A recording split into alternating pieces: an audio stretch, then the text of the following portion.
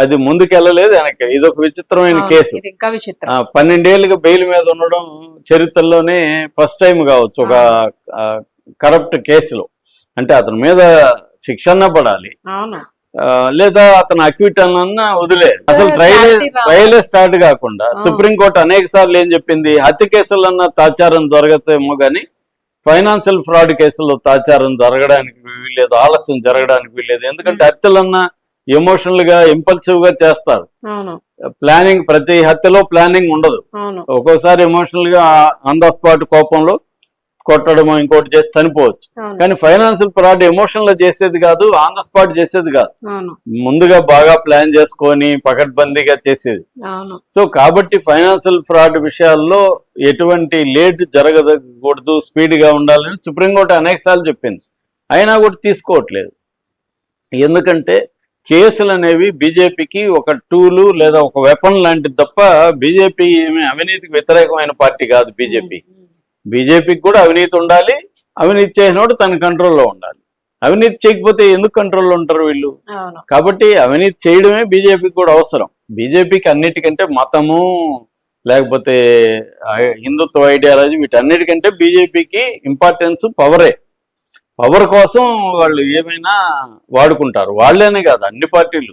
కాంగ్రెస్ ఏమన్నా ఉత్తమరాల, కాంగ్రెస్ కూడా పవర్ కావాలంటే అన్ని వాడుకుంటారు. ఇవాళ మోడల్ వచ్చి రాజకీయ మోడల్ పవరే అందరికీ అల్టిమేట్.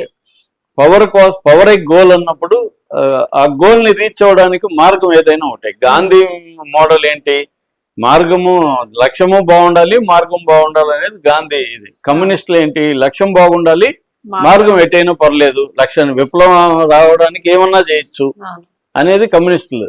ఇప్పుడున్న మోడల్ ఏంటి?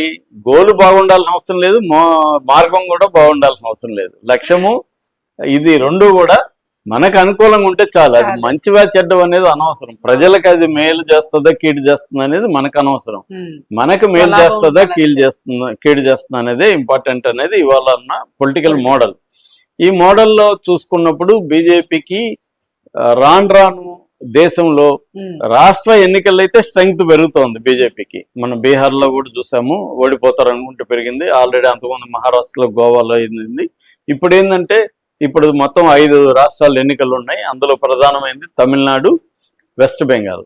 ఈ రెండిట్లో ఎన్నికలు ఉన్నాయి. ఆ రెండిట్లో బీజేపీ వెస్ట్ బెంగాల్ మీద ఎక్కువ ఫోకస్ పెడుతుంది. ఎందుకంటే అక్కడ కొంత ఛాన్స్ ఉంది, తమిళనాడులో ఛాన్స్ లేదు. అధికారంలోకి వచ్చే ఛాన్స్ ఆల్మోస్ట్ నీళ్ళు తమిళనాడు, కానీ వెస్ట్ బెంగాల్లో కొంత ఉంది కాబట్టి అక్కడ గట్టిగా పోరాడుతుంది. అక్కడ మమతా కూడా అంతే గట్టిగా పోరాడుతుంది. వాళ్ళిద్దరు టగ్ ఆఫ్ వార్ అక్కడ జరుగుతుంది.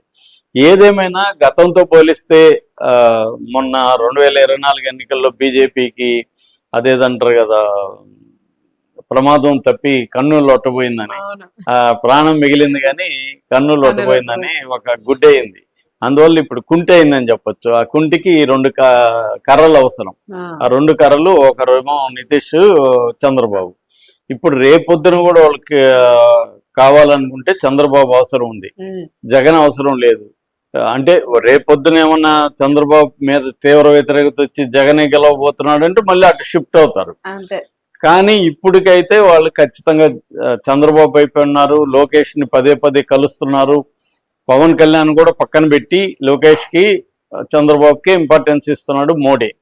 అందువల్ల చంద్రబాబుకి ఏం కావాలి? జగన్ వీక్ కావాలి. జగన్ వీక్ కావాలంటే మోడీకి వీక్ కాకూడదు. సో ఇది ఒక ఘర్షణ ఉంది చంద్రబాబు గోల్ కి, మోడీ గోల్ కి మధ్య ఒక ఇది ఉంది. కానీ ఈ గోల్లో చంద్రబాబు గట్టిగా పట్టుబడ్డాడు అనుకో, జగన్ వీక్ చేయకపోతే నేను గట్టిగా నిలబడలేనని కొంతైనా వీక్ చేయాలి జగన్. ఆ వీక్ చేసే ప్రాసెస్ లో భాగంగా జగన్ ఏమన్నా టైటన్ చేయబోతున్నారా, అందుకే మాధవ్ ఇలా మాట్లాడుతున్నాడా అనేది ఇప్పుడు జరుగుతున్న చర్చ. అంటే ఏమన్నా జరిగితే ఎలక్షన్లు ముందు జరిగితే జగన్కి వెళ్ళిపోయే అవకాశం ఉంది, సింపతి వచ్చే అవకాశం చంద్రబాబుకి ఎలాగ వచ్చిందో. అందుకని ఇప్పుడే ముందుగానే జగన్ ని చేయగలిగితే, అది కూడా ఏంది, జగన్ మెథడ్లో చంద్రబాబు గాని మోడీ గాని చేయరు. జగన్ మెథడ్ ఏంటి? ఒక పనికిమాలిన కేసు చంద్రబాబు మీద పెట్టి పనికిమాలిన పద్ధతిలో అరెస్ట్ చేయించి 53 రోజులు పెట్టాడు. దానివల్ల సింపతి వచ్చింది. అట్లాగా ఉండి జగన్ కి ఆల్రెడీ ఉన్న కేసుల్లో కోర్టు ద్వారా శిక్ష వేయించగలిగారు అనుకో, అప్పుడు సింపతి రాదు. ఎందుకంటే కోర్టు ద్వారా అయింది, పైగా వీళ్ళు వేయలేదు, వీళ్ళు అన్యాయంగా వీళ్ళు పంపి అరెస్ట్ చేయలేదు, కోర్టే శిక్ష వేసింది, దానికి ఎవడేం చేస్తాడు అన్న పద్ధతిలో కానీ జరిగితే కన్విక్షన్ పడితే రెండు లాభాలు. ఒకటి, జగన్కి సింపతి రాదు. రెండేళ్ల పైన శిక్ష పడింది అనుకో జగన్ కి, జగన్ రాజకీయాల్లో కూడా పోటీ చేసే అర్హత కోల్పోతాడు.